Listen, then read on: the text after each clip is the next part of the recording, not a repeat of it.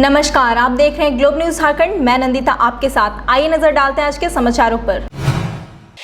परसुरी थाना अंतर्गत प्रमोद नगर temple road की रहने वाली रनीता पात्रो विगत 2 महीने से अपने पड़ोस के रहने वाली सेवानिवृत्त पुलिसकर्मी जयपाल सिरका और उनके परिवार से काफी परेशान है। रनीता पात्रो का आरोप है कि जयपाल सिरका ने 2 महीने पूर्व गलत नियत से सीसीटीवी लगाया है, जिसका लोकेशन रनीता के घर के आंगन, बाथरूम और शौचालय की ओर रुख किया है, जिस वजह से उसके घर की अन्य महिला सदस्यों को दिनचर्या के कार्य करने में परेशानी हो रही है। रनीता ने इस मामले को लेकर जयपाल सिरका से शिकायत करते हुए सीसीटीवी को हटाने के आग्रह के बावजूद जयपाल सिरका के परिवार वाले झगड़ा मारपीट करने लगते हैं, जिससे परेशान होकर पीड़ित महिला ने क्षेत्र के वार्ड पार्षद और स्थानीय थाना में इसकी शिकायत की, लेकिन 2 महीने बीत जाने के बावजूद किसी प्रकार का कोई पहल नहीं होने पर अंत में रनीता पात्रो ने अपने परिचितों के साथ उपायुक्त के पास पहुंचे और स्थिति से अवगत कराते हुए समस्या का समाधान करने की गुहार लगाई है। मेरा नाम रनीता पात्रो है।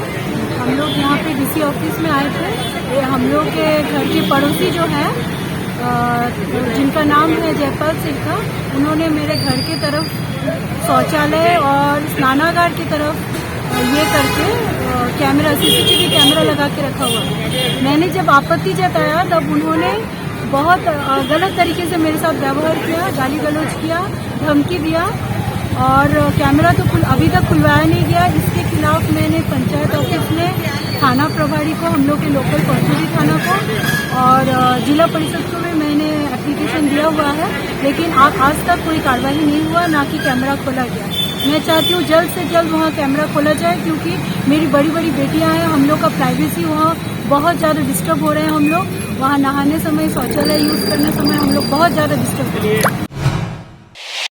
धनबाद नगर निगम चुनाव की तैयारी जिले में शुरू हो गई है। इसे लेकर जिला प्रशासन की ओर से तैयारी पूरी की जा रही है। मंगलवार को गोल्फ ग्राउंड के समीप पुस्तकालय भवन में नगर निगम चुनाव को लेकर प्रशिक्षण शिविर का आयोजन किया गया, जिसमें प्रशिक्षण दिया गया, जो दूसरे प्रखंड में जाकर चुनाव से जुड़े अधिकारी और कर्मियों को प्रशिक्षण देंगे। इस मौके पर मुख्य रूप से जिला शिक्षा पदाधिकारी प्रबला खेस के द्वारा प्रशिक्षकों को प्रशिक्षण दिया गया। जिला शिक्षा पदाधिकारी सह मुख्य प्रशिक्षक प्रबला खेस ने बताया कि मुख्य जिला चुनाव पदाधिकारी सह उपायुक्त के निर्देश पर प्रशिक्षण शिविर का आयोजन किया गया है, जिसमें चुनाव को लेकर अधिकारियों को प्रशिक्षण दिया गया। अब एक प्रशिक्षक दूसरे चुनाव अधिकारी को प्रशिक्षण देंगे, ताकि नगर निगम का चुनाव सुचारू रूप से किया जा सके और उससे पहले जो भी कमियां हैं उसे दूर किया जा सके। और ये प्रशिक्षण कोषांग के रूप में यहाँ एस्टेब्लिश होने जा रहा है, इसलिए हम लोगों ने जितने भी प्रशिक्षक हैं उनको आज हम लोग बात विचार विमर्श करने के लिए इन लोगों को बुलाए हैं कि हमारा जो ये नगर निगम चुनाव के प्रशिक्षण के पूर्व हम क्या तैयारी करेंगे और कैसे करनी है और कितनी संख्या में देनी है, उसके आधार पे उसकी रूपरेखा तैयार करने के लिए आज हम लोग एक साथ यहाँ बैठे हैं और इसी की हम लोग आज रूपरेखा तैयार कर रहे हैं, एक दूसरे से शेयर कर रहे हैं कि कैसे उसको किया जाए। शहर के रणधीर वर्मा चौक पर आज मंगलवार को जिला अभिभावक संघ के बैनर तले मौन धरना दिया गया, जिसमें झारखंड शिक्षा न्यायाधिकरण संशोधन अधिनियम 2017 को लागू करने की मांग की गई।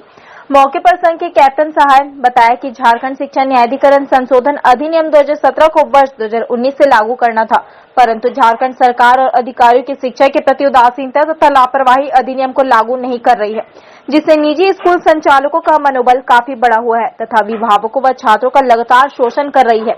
आज भी कुछ अभिभावकों ने Rajkamal school, DAVM Dhanbad public school के द्वारा बच्चों के इसके खिलाफ जिला अभिभावक संघ चरणबद्ध आंदोलन कर रही है, जिससे लोगों में जागरूकता और सरकार की विफलताओं से अवगत कराया जा सके, साथ ही सरकार और उनके नामुमकिनों की आंख खुले तथा अधिनियम को लागू कराया जा सके।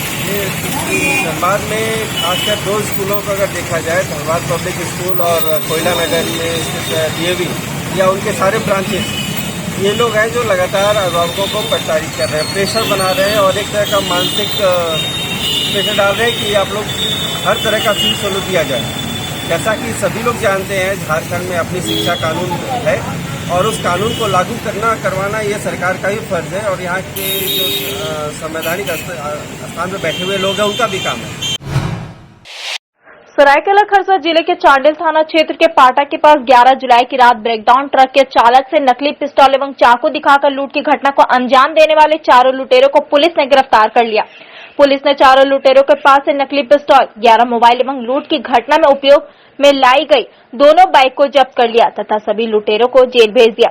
जेल गए लुटेरों में कपाली ओपी क्षेत्र के मल्लत नगर के रहने वाले रमजान शाह, जावेद शाह, मोहम्मद मुश्ताक अंसारी एवं रांची के सोनू शामिल है। चांडिल थाना में आयोजित प्रेस वार्ता में चांडिल एसडीपीओ संजय कुमार सिंह ने बताया कि गत 11 जुलाई की रात को ब्रेकडाउन हुए ट्रक के चालक के साथ मारपीट की तथा नकली पिस्तौल एवं चाकू दिखाकर चालक से नकदी एवं 2 मोबाइल लूट लिया था। कांडरबेरा में अपराध को अंजाम देने की योजना बना रहे चारों लुटेरों को गिरफ्तार कर लिया गया। पुलिस ने लुटेरों के पास से विभिन्न लूटकांड में लूटे गए कुल 11 मोबाइल एवं नकली पिस्तौल को जब्त किया।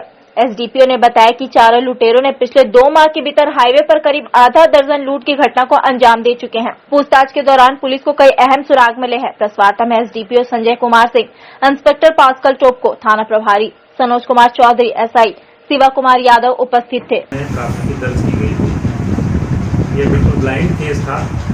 इसमें थाना प्रभारी और अनुसंधानकर्ता ने मेहनत करके केस को पूरे जड़ में जाके इसका उद्भेदन किया और इसमें शामिल चारों अपराधकर्मियों को गिरफ्तार किया गया है। अपराधकर्मियों द्वारा लूटे गए दोनों मोबाइल को बरामद किया गया है और पूछताछ में इन चारों अपराधकर्मियों ने इस घटना के अलावे भी अन्य 4 जगहों पर ड्राइवर के साथ ही लूटने की बात स्वीकार किया है और उसमें भी लूटे गए 9 मोबाइल को रिकवर किया गया है। यह आपराधिक घटनाओं के संबंध में बहुत अच्छी उद्भेदन और बहुत अच्छी रिकवरी और गिरफ्तारी है। जमशेदपुर के सर्किट हाउस इलाके की रहने वाली तेजस्विनी सखूजा ने आईएससी 2021 की परीक्षा में झारखंड स्टेट टॉपर होने का गौरव हासिल किया है। इन्होंने 400 अंकों में 399 अंक हासिल करके ये गौरव हासिल किया। सोनारी के कार्मल जूनियर कॉलेज की छात्र तेजस्विनी सखूजा इस सफलता से काफी खुश नजर आई। इनके पिता संजय सखूजा पेशे से व्यापारी है और मां निकिता सखूजा गृहिणी है। इनकी एक बड़ी बहन और दादी भी है। परिवार के सभी लोग अपने तेजस्विनी की सफलता से काफी खुश है। तेजस्विनी बताते कि सफलता एक दिन में हासिल नहीं होती, बल्कि लगातार इसके लिए मेहनत करने की जरूरत है। उन्होंने कहा कि उनका पूरा परिवार हमेशा ही उनके साथ खड़ा रहा है। खासकर उनकी मां निकिता सखूजा उन्हें हमेशा ही प्रोत्साहित करती थी। वहीं उन्होंने अपने स्कूल के तमाम शिक्षकों के प्रति भी आभार व्यक्त किया है। वहीं उन्होंने कहा कि आगे अर्थशास्त्र के क्षेत्र में उच्च शिक्षा हासिल करने को अपना लक्ष्य बताया। 399 आउट ऑफ 400 मार्क्स है और 99.75%। कैसा लग रहा है आपको कितना मार्क्स अचीव कर लिया? अच्छा तो लग रहा है, बट वही बात है कि अपने जाके एग्जाम तो नहीं दिया है, बट भगवान की दया से बहुत अच्छे मार्क्स आ गए। प्री बोर्ड्स में भी अच्छे आए थे और पहले भी 10th स्टैंडर्ड में 11th स्टैंडर्ड में अच्छे आए, तो अभी भी अच्छे आए हैं। कितना मेहनत लगा था इस मार्क को लाने में? मेहनत तो रोज थोड़ा थोड़ा करके हर काम करना चाहिए। ऐसे आप लास्ट डे तो नहीं कर सकते हैं। तो जैसे इस साल एग्जाम्स कैंसिल हो गए तो जो बच्चे लास्ट डे पढ़ते हैं उनका तो नहीं आ पाया मार्क्स, बट आप थोड़ा थोड़ा करके अगर रोज पढ़ेंगे तो अच्छे मार्क्स आ सकते हैं। आगे क्या करना चाहते हैं? आगे तो इकोनॉमिक्स ऑनर्स सोचा है, BSc honours economics Delhi university से। मैंने सोचा तो था कि इसको बहुत अच्छे मार्क्स मिलेंगे। जिस ढंग से ये पढ़ाई कर रही थी, रोज पढ़ती थी, जब आया कि बोर्ड की तरफ से एग्जाम्स नहीं होंगे उसके बाद भी इसने अपनी पढ़ाई छोड़ी नहीं। बोलती रही कि मम्मा कभी भी हो सकता है एग्जाम, तो मेरे को प्रिपेयर रहना है। तो इसी की बात की मुझे खुशी है कि बहुत बैलेंस्ड रही है। ये नहीं कि अचानक से आज बहुत पढ़ने लग गई तो 2 दिन पढ़ी ही नहीं, ऐसा नहीं रहा। इसने एवरी डे अपना समय पढ़ाई में दिया है और एक्स्ट्रा करिकुलर एक्टिविटीज में भी ये पार्टिसिपेट करती रही और परेशान भी नहीं हुई और बहुत इंटरेस्ट के साथ ये अपने फेवरेट सब्जेक्ट्स को पढ़ती थी।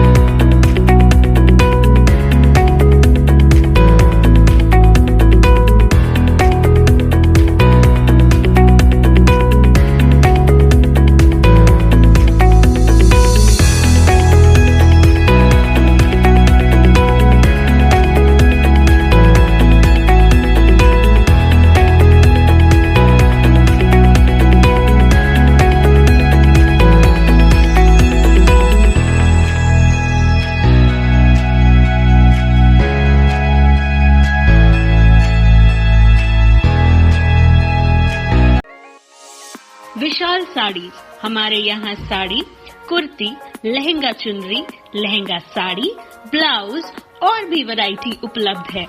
हमारे पास अच्छे क्वालिटी के ड्रेस मटेरियल्स उचित मूल्य पर उपलब्ध है।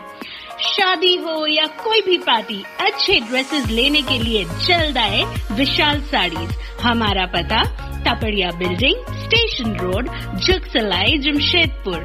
हमारा phone number 6200115131 9570365100। Quality is our identity.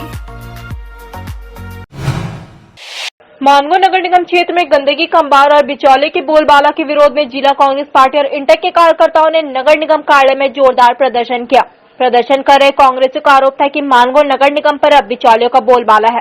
कोई मंत्री के नाम पर मोटी रकम वसूल रहा है तो कोई अधिकारी के नजदीकी होने का नाम पर लोगों से पैसे ले रहे हैं। इतना ही नहीं, अगर गंदगी की साफ सफाई करवाना हो तो इसके लिए आपको पहले लंबी लाइन लगाना होगा, तब अधिकारी आप तक पहुंच पाएंगे।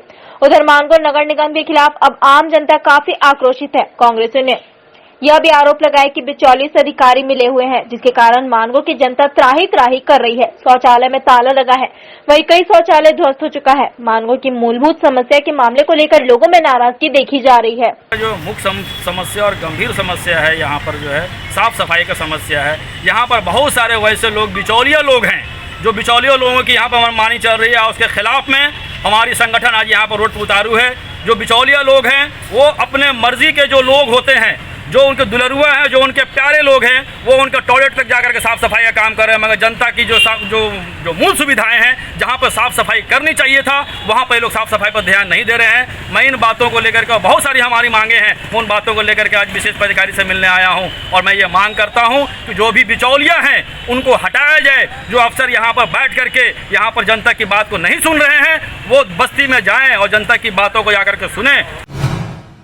झारखंड राज्य चतुर्थ वर्गीय सरकारी कर्मचारी संघ ने अपनी 13 सूत्री मांगों को लेकर राज्य के सभी जिला मंडल प्रखंड स्तर पर जेएमएम कार्यालय के समक्ष काला पट्टी लगाकर मौन प्रदर्शन किया। इसका उद्देश्य सरकार बनने के दौरान मुख्यमंत्री हेमंत सोरेन ने चतुर्थ वर्गीय कर्मचारियों के उत्थान के लिए कई वादे किए थे। उन वादों को याद दिलाने के लिए इस तरह का मौन प्रदर्शन का पहल किया गया। उनकी 13 सूत्री मांगों में मुख्य मांगे चतुर्थ वर्गीय कर्मचारियों को उनकी योग्यता और वरीयता के आधार पर रिक्त पड़े तृतीय वर्ग पदों में प्रोन्नति दिया जाए, पुरानी पेंशन योजना के तहत अंगीकृत किया जाए, 50 लाख दुर्घटना बीमा के तहत दिया जाए, मोबाइल ड्रेस और परिवहन भत्ता दिया जाए और आउटसोर्सिंग सेवा देने वाले कर्मचारियों को उपयोगिता के अनुसार अस्थायी वेतन भुगतान करते हुए ठेका प्रथा को समाप्त किया जाए। इन तमाम मांगों को लेकर जेएमएम कार्यालय में मौजूद वरीय अधिकारियों के माध्यम से हेमंत सोरेन का नाम ज्ञापन सौंपा गया। हम हेमंत सोरेन जब सरकार बन रही थी उस समय हम लोग से वादा किए थे कि हम पुरानी पेंशन लागू करने के लिए यहाँ से अपना सिफारिश करेंगे। आज उन्हीं बातों को पुनः याद दिलाने के लिए आज प्रत्येक जिले में हमारी संस्था के चतुर्थ वर्गीय कर्मचारी संघ के द्वारा हर जेएमएम कार्यालय में ये प्रदर्शन मौन प्रदर्शन किया जा रहा है। हम उनसे अनुरोध करते हैं कि वो अपने यहाँ से जो मांग पत्र हमने दिया है वो जाकर हमारे मांगों को मुख्यमंत्री के समक्ष भेजें। झारखंड युवा मोर्चा के द्वारा विगत दिनों झामुमो के विधायकों पर संवेदकों द्वारा लगाए गए मुद्रा दोहन के आरोप को सिरे से नकारते हुए उन्हें गलत बताया गया। साथ ही तमाम संवेदकों को भाजपा का एजेंट बताया।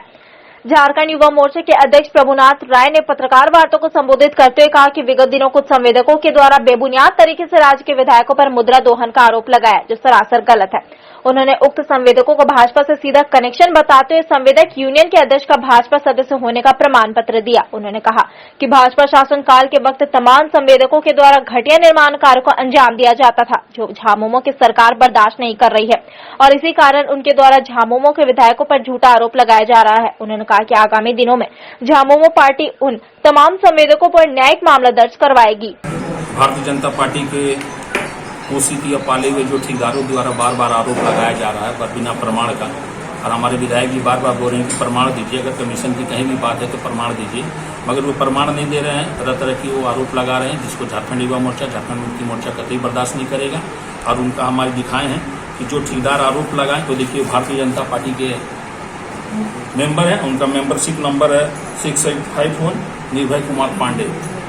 इससे क्या प्रतीत हो रहा है? प्रतीत नहीं हो रहा है कि पहले से ही बनाया हुआ एक प्लान है जिसके तहत इन विधायक को बदनाम करने का और ये देखिए पिछले सरकार की जो कार्यशैली थी उस कार्यशैली में जो काम हुआ, चाहे नया विधानसभा हो, एक बरसात नहीं झेल उसका छज्जा गिर गया, या कांची नदी पे बना हुआ पुल हो करोड़ों की लागत से, इस तरह के कार्य झारखंड युवा मोर्चा या झारखंड मुक्ति मोर्चा हेमंत सरकार के समय बर्दाश्त नहीं करेगी।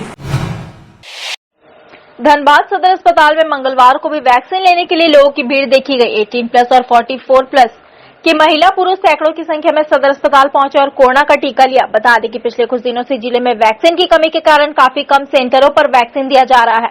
जिले में वैक्सीन की डोज कम रहने के कारण मंगलवार को भी कुछ ही जगह पर वैक्सीन दिया गया, जिसे लेकर सदर अस्पताल में वैक्सीन लेने के लिए लोगों की भीड़ देखी गई। आने वाले दिन में जिले में वैक्सीन उपलब्ध होगी, तब सारे सेंटरों पर कोरोना का वैक्सीन उपलब्ध होगा। फिलहाल कई सेंटरों पर वैक्सीन नहीं होने से लोगों को परेशानी हो रही है और लोग वैक्सीनेशन सेंटर पर पहुंचकर वापस भी जा रहे हैं, लेकिन राज्य सरकार और जिला प्रशासन के द्वारा आश्वासन दिया गया कि कुछ दिन में अच्छी खासी वैक्सीन जिलों को उपलब्ध होगी, इसलिए चिंता करने की बात नहीं है। वैक्सीन लेने आए थे? हाँ, वैक्सीन लेने आए थे सर। कौन सा वैक्सीन लिया? हम कोविशील्ड लिए। पहला डोज है कि दूसरा? पहला डोज। कैसा लग रहा है? लेने के बाद बहुत अच्छा लग रहा है। हम चाहते हैं कि हमारे देश के सभी युवा जितने भी लोग हैं सब लोग वैक्सीन लें, उससे कोरोना को दूर भगाएं जल्द से जल्द। जमशेदपुर के गोविंद इलाके में व्याप्त जन समस्याओं के निदान हेतु एक सर्वदलीय बैठक का आयोजन गोविंदपुर राम मंदिर प्रांगण में किया गया, जहां सभी ने दलगत राजनीति से ऊपर उठकर समस्याओं के समाधान हेतु एक मंच का गठन किया। बता दें कि इन दिनों गोविंदपुर इलाके में टूटे सड़क, जल जमाव जैसी कई समस्याएं हैं, जिससे यहाँ के स्थानीय परेशान हैं। इन तमाम समस्याओं के निदान के लिए ही इस नए मंच का गठन किया गया, जिसका नाम गोविंदपुर सर्वदलीय संघर्ष समिति दिया गया। इसके तहत क्षेत्र में व्याप्त समस्याओं को लेकर चरणबद्ध आंदोलन किया जाएगा, ताकि क्षेत्र का संपूर्ण विकास संभव हो सके।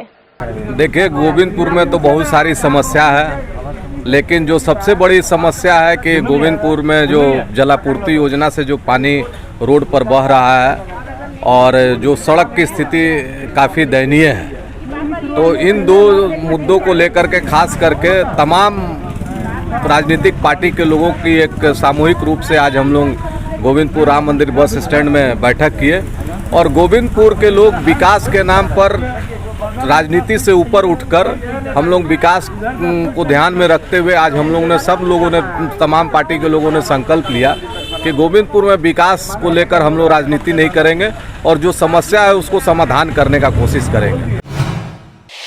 कोल्हान का सबसे बड़ा सरकारी अस्पताल में इन दिनों बेड की समस्या उत्पन्न हो गई है, जिससे मरीजों का इलाज जमीन में लेटाकर किया जा रहा है। आपको बता दें कि सरकारी अस्पताल में जमशेदपुर सहित इससे सटे सीमावर्ती राज्य उड़ीसा और बंगाल के मरीज भी काफी संख्या में इलाज कराने आते हैं। वैसे तो यह अस्पताल व्यवस्था की खामियों के कारण हमेशा सुर्खियों में रहता है, बावजूद गरीबों के लिए यह एकमात्र इलाज का साधन है। यहाँ एक बात तो तय रहती है कि किसी भी मरीज को बिना इलाज के वापस नहीं भेजा जाता, भले ही क्यों न साधन कम होने के कारण उन्हें जमीन पर लेटाकर या कुर्सी में बैठाकर इलाज करना पड़े। ऐसा ही नजारा मंगलवार को एमजीएम अस्पताल के इमरजेंसी वार्ड में देखने को मिला। इमरजेंसी के डॉक्टर रूम से लेकर ड्रेसिंग रूम तक का परिसर पूरी तरह से मरीजों से भरा पड़ा था। किसी को जमीन में गद्दा देकर सुलाया गया तो किसी को खाली जमीन में ही लेटा पड़ा था, तो किसी को कुर्सी में बैठाकर वह मौजूद नर्सें इलाज कर रही थी। कुछ ऐसा भी नजारा देखने को मिला जहां मरीजों को स्लाइन भी जमीन पर ही लेटाकर चढ़ाया जा रहा था। अस्पताल आए हुए किसी भी मरीज को यह कहकर नहीं लौटाया जा रहा था कि हाँ बेड नहीं है, आप वापस जाइए, सभी का इलाज होना सुनिश्चित था। इमरजेंसी में मौजूद सभी बेड फुल हो गई थी, तो मजबूरन में मरीज के परिजन भी जमीन में ही लेटकर इलाज करा लेना बेहतर समझ रहे थे। लेकिन सभी मरीजों का एक ही कहना था कि डॉक्टर ने कहा है बेड नहीं है, जमीन पर ही इलाज होगा। ऐसा होना भी लाजमी था, क्योंकि मौसम में जिस तरह से परिवर्तन हुआ उससे बीमारी और वायरल फीवर होना निश्चित है, जबकि इमरजेंसी में सीमित मात्रा में ही बेड विभाग की ओर से उपलब्ध कराया गया है। ऐसे में मरीजों का संख्या बढ़ने से उनका इलाज जमीन में ही सही इलाज करना डॉक्टरों की मजबूरी भी माना जा सकता है। इस व्यवस्था को लेकर अस्पताल के उपाध्यक्ष नकुल चौधरी ने कहा कि जमशेदपुर जिले से सटे सीमावर्ती राज्य के भी लोग यहाँ ही आकर इलाज कराते हैं। ऐसे में मौसम परिवर्तन होने के बाद रोगियों की संख्या में वृद्धि हो जाती है और अस्पताल में जो व्यवस्था और साधन है उतने में ही हमें मरीजों के इलाज करना सुनिश्चित करना होता है। फिलहाल ये अस्पताल की व्यवस्था के अनुरूप डॉक्टरों की मजबूरी है इलाज करना, लेकिन स्वास्थ्य विभाग की इस ओर ध्यान देने की आवश्यकता है, खासकर जब राज्य के स्वास्थ्य मंत्री इसी विधानसभा क्षेत्र के हो और वहां मरीजों के इलाज जमीन पर सुलाकर किया जाए। बहुत ज्यादा पेन है। कब आए थे? अभी नीचे कैसे हुए? नीचे से है, मेरे को यहाँ पर कोई बेड नहीं मिल रही है, कुछ नहीं है, क्या मतलब है? एडमिट पेपर बना दिए हैं, सब कुछ करवा दिए हैं। डॉक्टर क्या बोला? डॉक्टर बोल रहे हैं कि खाली ट्रीटमेंट कराइए। तो कैसे, जमीन में? हाँ, आज जमीन में पड़ती रही। ये कोई बात हुआ भाई? क्या बोले, बेड है नहीं है? नहीं है बोलता, बेड नहीं। आप देखे बेड है कि हम क्या देखेंगे? हमको दिखाएंगे तब ना हम बेड देखेंगे। अब वो लोग खुद बोल रहे हैं कि हमको बेड नहीं है यहाँ पर। नीचे में इलाज होगा? हाँ, नीचे इलाज होगा। आपको पड़ी लेना है तो कहीं भी ले लीजिए पड़ी। हाँ, चेक किया? हाँ, चेक किया। मतलब चेक हो रहा है? चेक हो रहा है, इलाज हो रहा है, लेकिन जमीन में हो रहा है? जमीन में हो रहा है, ऐसा कोई बात? क्या नाम हुआ? हम बोले कि हमको 4th फ्लोर में दीजिए, वहाँ भी कोई सुनवाई नहीं कर रही है। देखिए, ये मेडिकल कॉलेज अस्पताल है, हमेशा रेफरल मरीज आते हैं, तीनों जिला से आते हैं, यहाँ तक कि उड़ीसा के कुछ भाग से और इधर पुरुलिया जिला के भी बड़ा बाजार तक से मरीज यहाँ आते हैं और हमेशा से आते रहे हैं।